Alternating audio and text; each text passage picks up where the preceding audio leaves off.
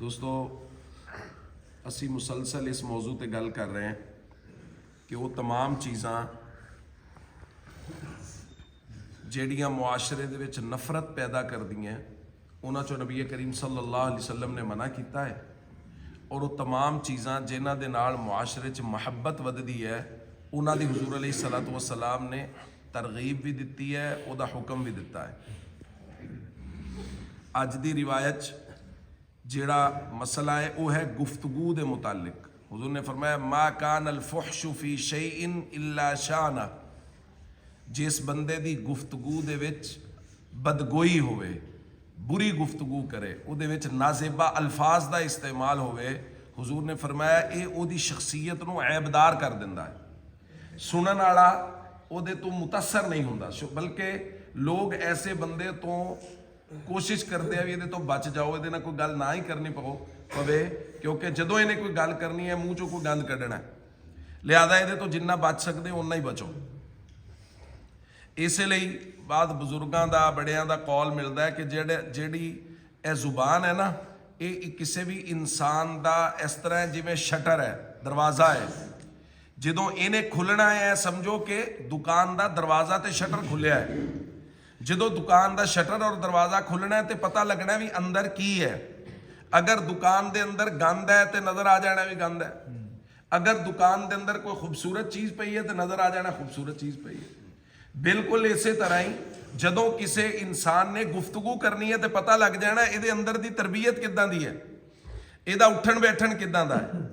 अगर तो गल करेगा तो सोहनी गल करेगा तो यदी तरबीयत दसेगी कि किसी अच्छी जगह तो तरबीयत हुई है, अच्छे लोगों ना उठता बैठता है, गुफ्तगू का सलीका है, सोहनी गल करता है, प्यारी गल करता है। इनू हुजूर ने फरमाया वमा कान अल हयाउ फी शैइन इल्ला ज़ाना, जिस बंदे की गुफ्तगू च हया होवे वो उन्होंने मुज़य्यन और खूबसूरत बना देंदी। लोग राय किवें कायम करते हैं, मेरे तुहाडे बारे च किसी भी आदमी के बारे च अगर कोई आदमी राय कायम करेगा तो उसकी बुनियाद की है? साडी गुफ्तगू। साडी गुफ्तगू तो बारे साडे बारे राय कायम होएगी।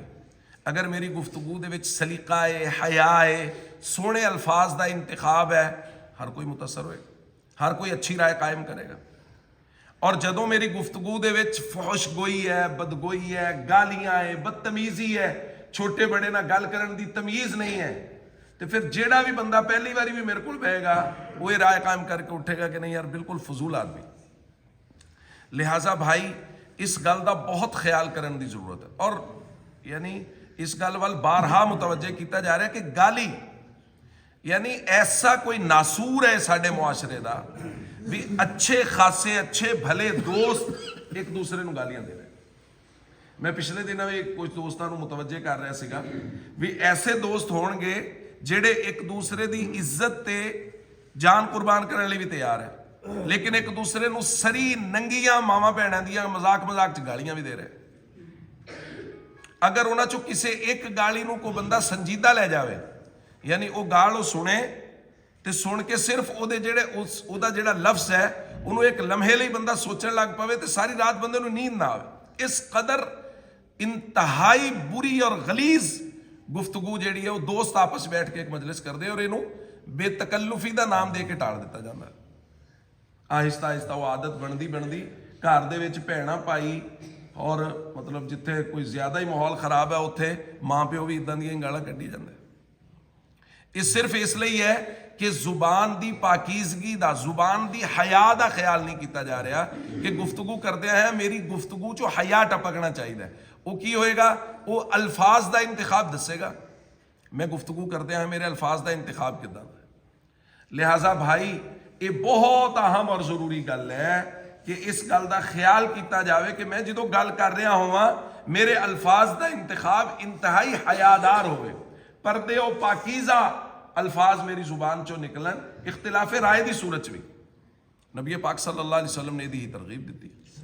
इसलिए इस सानू मुआशरती तौर पर अगर असी चीज़ों को बेहतर करना है, जैसा कि नबी पाक सल्लल्लाहु अलैहि वसल्लम ने फरमाया भी मुआशरे च मुहब्बत वधनी चाहिए है, नफरत तो बचना चाहिए।